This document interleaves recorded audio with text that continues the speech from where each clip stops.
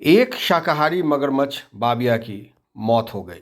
बाबिया 75 साल का था और लेक टेम्पल केरल में पिछले 75 साल से एक अनमोल जीवन का यापन कर रहा था।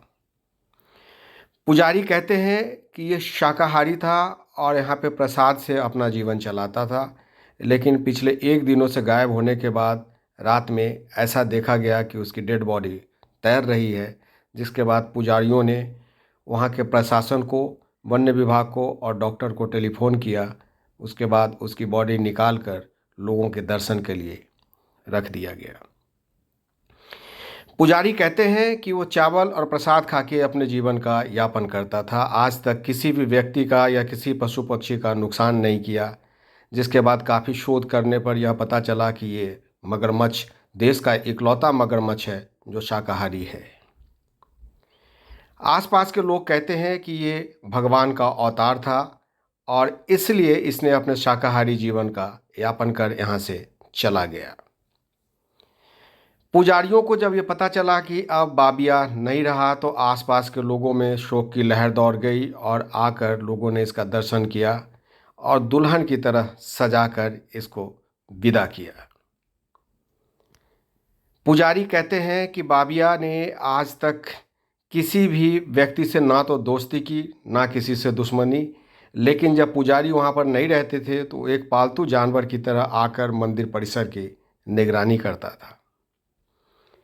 बात अगर हम मगरमच्छ की करें तो मगरमच्छ की आयु आमतौर पे 75 से 80 साल की होती है और ये पूर्णतया मांसाहारी होते हैं। किसी भी जानवर, पशु या पक्षी को मारकर खा सकते हैं। एक रिपोर्ट के मुताबिक पूरे विश्व में मगरमच्छ 1000 मनुष्य को मारकर खा जाता है।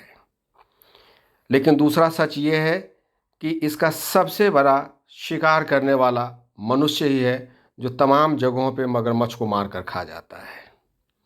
एक दुखद पहलू है, लेकिन बाबिया के जीवन पे जिन लोगों ने रिसर्च किया वो लोग आज तक इस बात का पता नहीं लगा पाए कि आखिर बाबिया शाकाहारी क्यों हुआ।